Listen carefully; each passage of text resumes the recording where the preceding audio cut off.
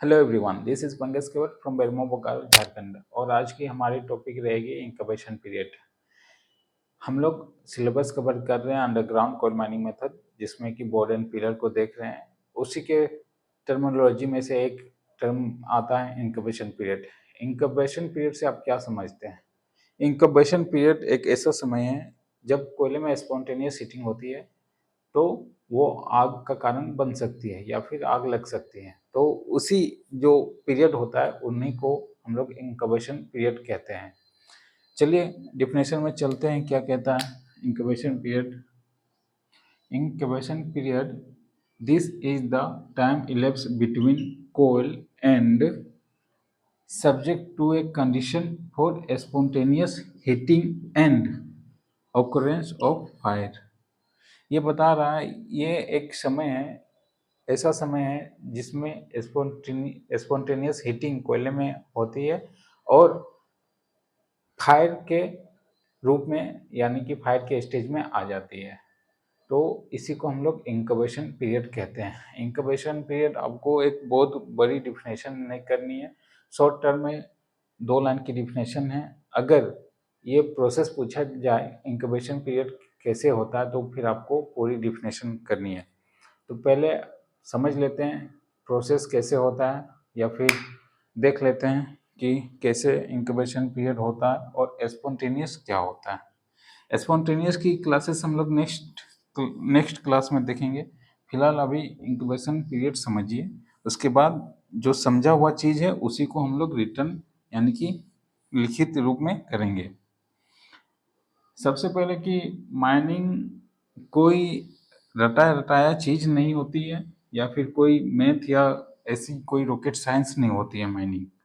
Mining में आप जितना एक्सपीरियंस गेन करेंगे उतनी माइंस को समझेंगे, एंड जो आप माइंस से समझ रहे हैं उसी को आपको डिफाइन करना होता है।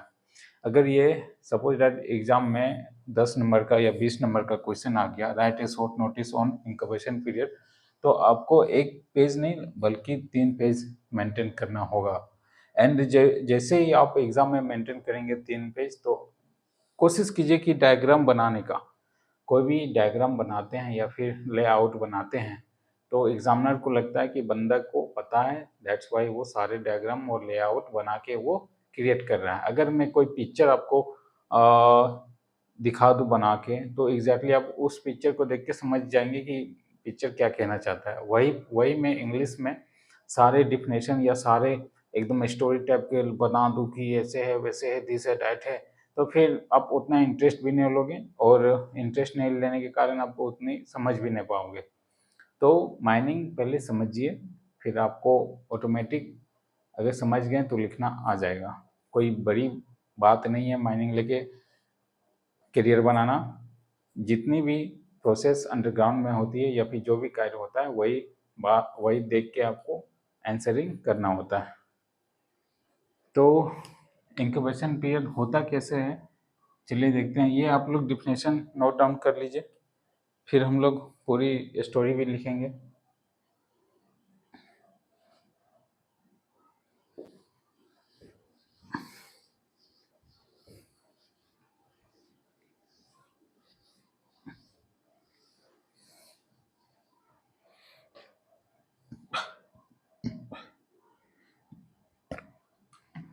मैंने वीडियो लेक्चर नंबर 2 में या फिर वीडियो नंबर 2 में दिखाया था कि अंडरग्राउंड माइंस कैसे ओपन करते हैं। तो चलिए पहले ओपन कर लेते हैं अंडरग्राउंड माइंस। ये हमने 2 इनटेक रखा माउथ इंटर करने के लिए। इसमें हम लोग हॉलेज सिस्टम लगाए थे, हॉलेज सिस्टम।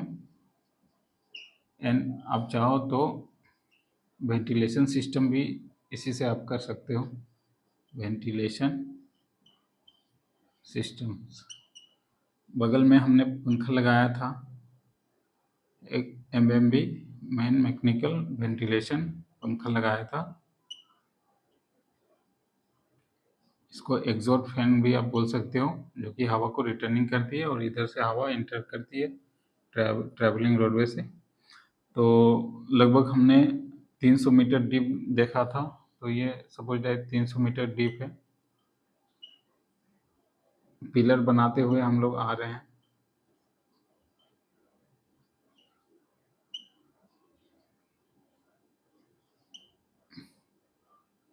पिलर की लेंथ 4x3, कोई भी पिलर उसकी हाइट हम लोग 4x8 से ज़्यादा नहीं रख सकते हैं, और लेंथ 4x8 से ज़्यादा नहीं रख सकते, और हाइट 3 मीटर ही रहेगा। ये वेरीज करेगा जब हम लोग डीप जाएंगे। तो डेवलपमेंट करते करते आ रहे हैं। डेवलपमेंट करते करते हम लोग लास्ट स्टेज में आ गए हैं, यानी कि इसके बाद कोयला का फॉर्मेशन नहीं है, ये अदर स्ट्राटा है। तो यहाँ तक हमने डेवलपमेंट करा।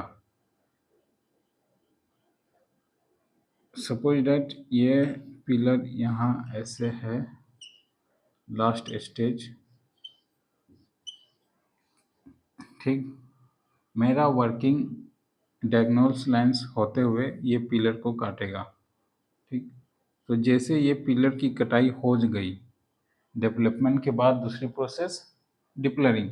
जैसे ये पिलर को हम लोग स्लाइसिंग मेथड, स्प्लिटिंग मेथड या हाफ मून मेथड या जो मेथड आपको करना है, ये जैसे पिलर की कटाई हो गई, यहाँ पूरी की पूरी खाली जगह यानी कि वॉइड स्पेस मिल गया। अब रेगुलेशन क्या कहता है कि इसको आप केविंग कीजिए, अदरवाइज स्टोविंग कीजिए। केविंग में आप गिरने के लिए छोड़ देते हैं, सॉरी स्टोविंग, हाँ केविंग में आप गिरने के लिए छोड़ देते हैं चाल को या रूफ को, और स्टोविंग में बालू से हम लोग भर देते हैं।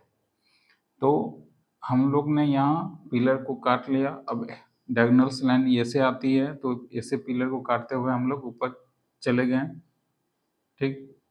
अब जो इतना वॉइड स्पेस रह गया, यानी कि ये मेरा रूफ रह गया, रूफ यानी कि छत बोलिए या रूफ बोलिए, रूफ मेरा इतना वॉइड स्पेस रह गया, यहाँ से इतना, यानी कि एक पिलर, दो पिलर, तीन पिलर, चार पिलर वॉइड स्पेस रह गया। यहाँ का सपोर्ट भी हमने निकाल लिया, कोक सपोर्ट रहे या कुछ भी।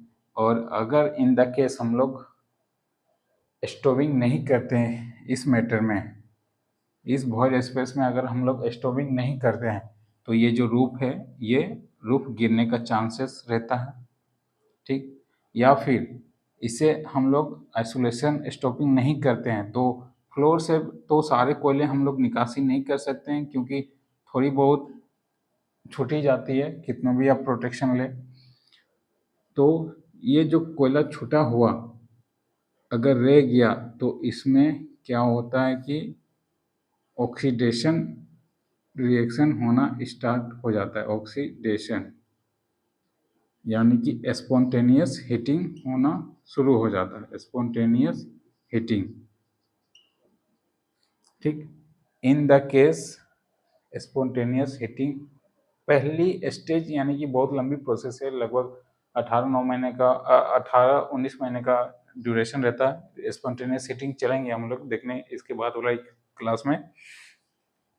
तो स्पॉन्टेनियस हीटिंग होना स्टार्ट हो जाता है, तो फिर ये धीरे धीरे अपना पकड़ इस रूप से छूटने लगता है, यानी कि जो स्टार्टा इस पे अटैच थी, सपोर्ट तो हटा रहे हैं तो कोई सपोर्ट है नहीं, तो ये हमारा सरफेस पे फॉल डाउन हो जाता है, मतलब गिर जाता है, या फिर बहुत तेजी से भी गिरता है, या फिर इसी कारण भी एयर ब्लास्ट भी होता है। कहीं वॉइड स्पेस है या फिर लूज मटेरियल है और वो गिर गया, तो एयर ब्लास्ट इसी कारण बोलेंगे।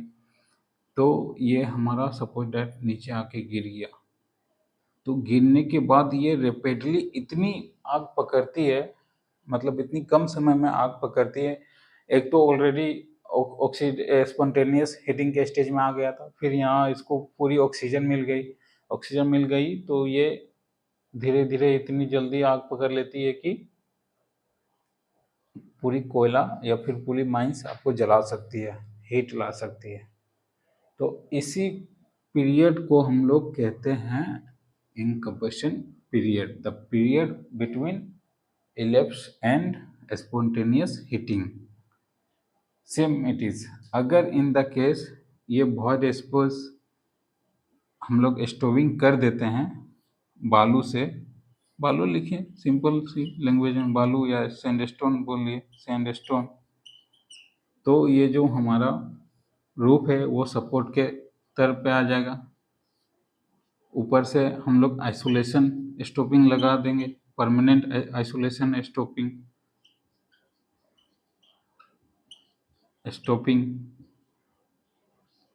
तो वेंटिलेशन का कोई यहाँ बात ही नहीं आएगी, तो ऑक्सीडेशन रिएक्शन होगा भी नहीं, तो ये हमारा इंक्यूबेशन पीरियड से बच जाएगा।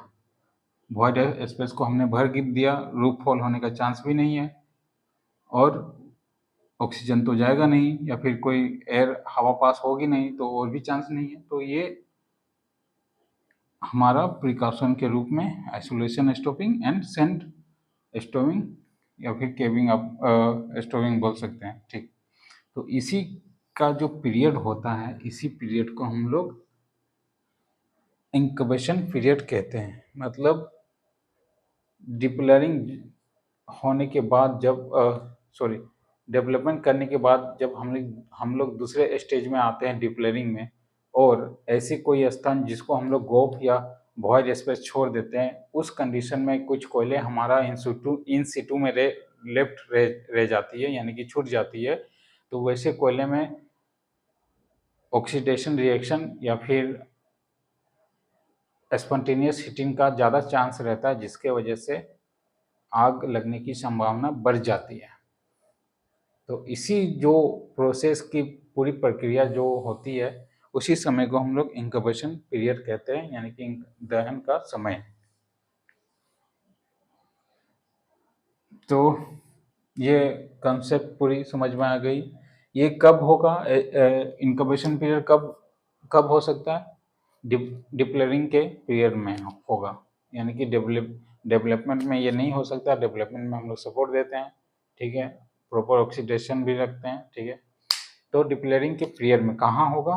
गोप के किनारे, यानी कि वॉइड स्पेस। ये हमारा पूरी गोप हो गई ना, इसी को गोप बोलेंगे। गोप हम लोग चलेंगे, या फिर आप समझ लीजिए, ये कोयले जितना पिलर था हम लोग निकाल लिए, तो ये खाली स्थान हो गया। तो इसी को हम लोग, जैसे ये खाली स्थान हो गया पिलर निकालने के बाद, तो इसी को हम लोग वॉइड स्पेस बोलिए, वॉइड स्पेस बोलिए, या फिर गोप बोलिए, ठीक।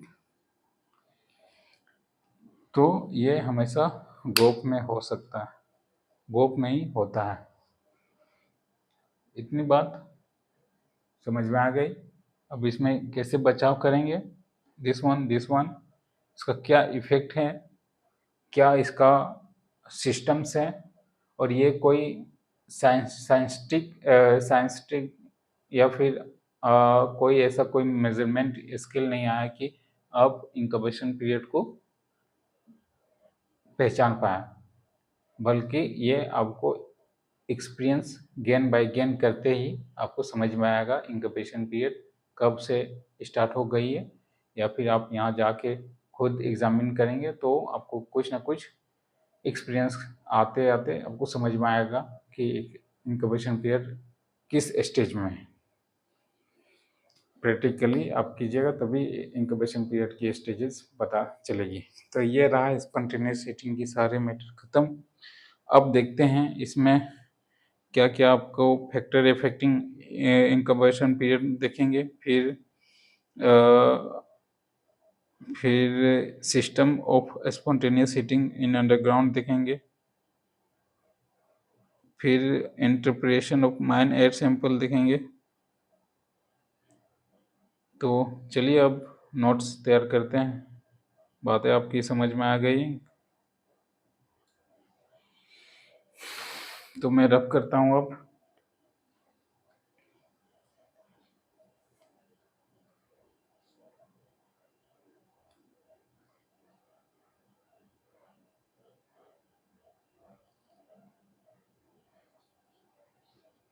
इसके बाद वाले टॉपिक स्पॉन्टेनियस हीटिंग को रीड करेंगे। मैं रब करके सारे डिफिनेशन लिख देता हूँ।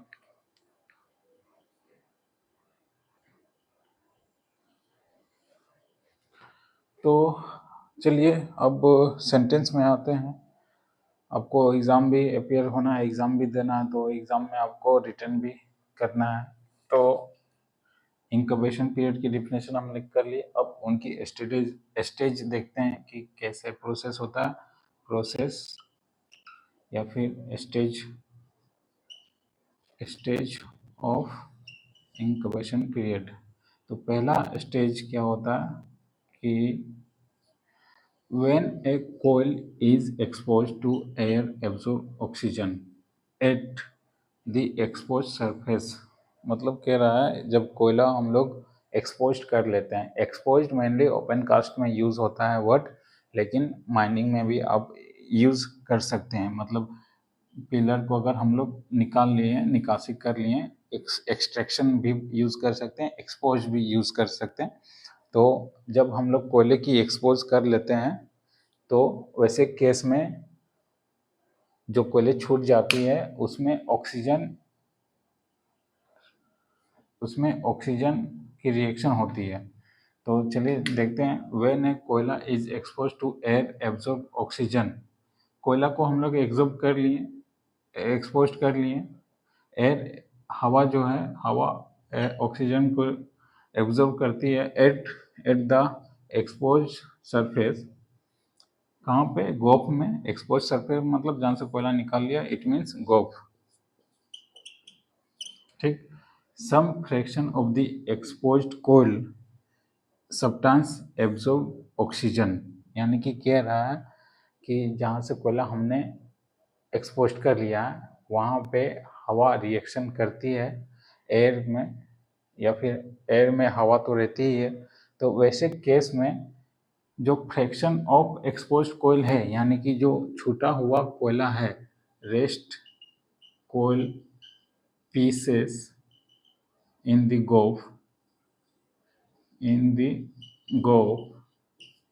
उसी की बात कर रहे हैं यहाँ पे। Some fraction of the exposed coal substances absorb oxygen. तो छूटा हुआ जो कोयला रहता है वो हवा को लेता है या फिर एब्जॉर्ब करता है as the faster than the rate other. मतलब ऐसे ऐसे मतलब फास्ट तरीके से एब्जॉर्ब करता कि बाकी की तुलना में ये ज़्यादा होता है। जैसे स्पॉन्टेनियस में तो थोड़ी थोड़ी स्टेज बाय स्टेज या नॉर्मली करती है, लेकिन ये स्पॉन्टेनियस हीटिंग रेट से ज़्यादा एब्जॉर्ब करती है ऑक्सीजन। ठीक। And the oxidation result formation of gas. तो जैसे ही एब्जॉर्ब करता है कोयला ऑक्सीजन को, तो ऑक्सीडेशन रिएक्शन करता है और गैस बनाता है। मेनली कौन कौन सा गैस बनाता है?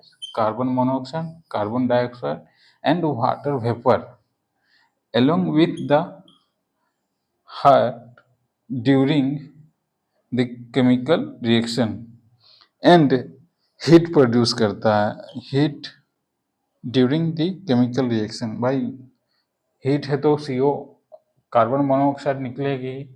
और खासकर कोयले की हीट है तो कार्बन मोनोऑक्साइड निकलेगी प्लस कार्बन डाइऑक्साइड भी निकलेगी। तो ये पहला स्टेज कह रहा है कि जब हम लोग कोयला निकासी कर लेते हैं तो वैसे में कुछ कोयला छूट जाता है और वहाँ हवा इंटर करती है। तो हवा के साथ जो छूटा हुआ कोयला रहता है वो एब्जॉर्ब कर लेती है ऑक्सीजन को, जो कि प्राइमरी स्टेज आ गई, absorption of air in the partition और लेफ्ट इन दी गोफ। तो वहाँ पे हवा की रिएक्शन होना स्टार्ट हो जाती है, जिसके कारण ऑक्सीडेशन, केमिकल प्रोसेस या केमिकल रिएक्शन बोल सकते हैं, ऑक्सीडेशन होना शुरू हो जाती है, जिसके वजह से गैसेस की फॉर्मेशन होती है। कौन कौन सी गैस? Mainly CO, CO2 and water vapour and also produce heat. यहाँ तक हम लोग आ गए कि हीट प्रोड्यूस करती है। ठीक। इसके बाद सेकेंड पॉइंट हम लोग देखेंगे। एक चीज आप नोटिस कीजिएगा, कोयला यानी कि कोई भी जहाँ हीट प्रोड्यूस होता है वहाँ carbon monoxide and carbon dioxide ये डेफिनेटली हीट के साथ साथ बाहर निकलेगी।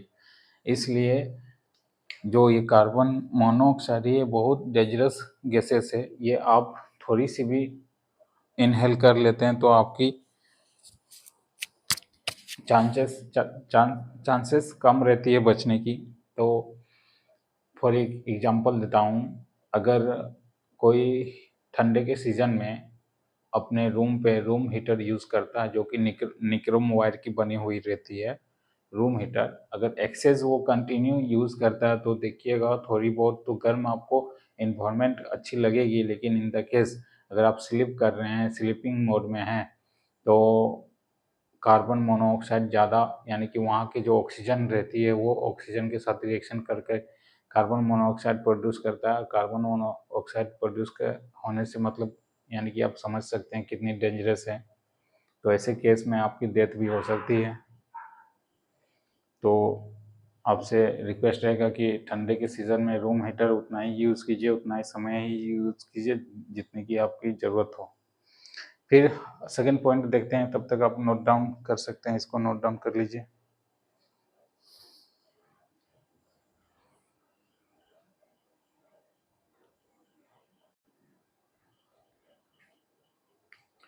तो हमारा जो सेकेंड पॉइंट रहेगा यानी कि सेकेंड स्टेज रहेगा, पहला कि हमने डिस्क्राइब करा था कि ऑक्सीडेशन रिएक्शन होता है एंड हीट प्रोड्यूस करता है, वाटर वेपर प्रोड्यूस करता है, carbon monoxide, carbon dioxide.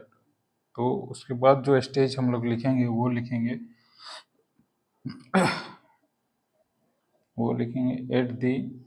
At the rise of temperature. जब टेम्परेचर एक्सेस ज़्यादा हो जाती है, प्रोसेस ऑफ ऑक्सीडेशन का रिएक्शन होना स्टार्ट हो जाता है। accelerated process of oxygen is slightly accelerated and some other fragments of coal become susceptible for oxidation। और जो छोटे छोटे फ्रेगमेंट होते हैं कोयले के वो ऑक्सीडेशन और ज़्यादा सस्टिटेबल हो जाते हैं। फिर थर्ड पॉइंट में लिखेंगे a stage reached when the build up of heat and rise in temperature. और एक ऐसा स्टेज आता है जिसमें हीट बहुत ज़्यादा बन के तैयार होता है और टेम्परेचर राइज होता है। तो उसी समय जो इग्निशन पॉइंट होता है, यानी कि टेम्परेचर अगर राइज रहा तो ऑब्वियसली हीट होगा तो इग्निशन पॉइंट आएगा, इग्निशन पॉइंट होगा तो फिर कोयले में आग लगना पक्का है। तो इसी को सेंटेंस में हम लोग लिखे हैं, a stage reached when the build up of heat and rise temperature reaches the ignition point of कोयल which catch fire which catch the fire. तो बस तीन स्टेज में यानी कि 3 पॉइंट में हम लोग ने स्टेज को कंप्लीट करा। तो आप नोट डाउन कर लीजिए। इसके बाद हम लोग गवर्नेंस देखेंगे कि ऐसा क्यों होता है, मतलब कोयले में ही ऐसा क्यों होता है। हो सकता है अगर इसके जगह मेटल माइंस रहे, गोप गिरने के लिए छोड़ दे तो वहाँ आग क्यों नहीं लगती है, या फिर स्पॉन्टेनियस हीटिंग क्यों नहीं होता है वहाँ पे। तो ये चीज़ हम लोग गवर्नेंस देखेंगे कि क्या सिस्टम्स होता है जो आग लग जाती है, ऑक्सीडेशन क्यों रिएक्शन करती है कोयले में। तो नेक्स्ट आप देखेंगे, आप नोट डाउन कर लीजिए।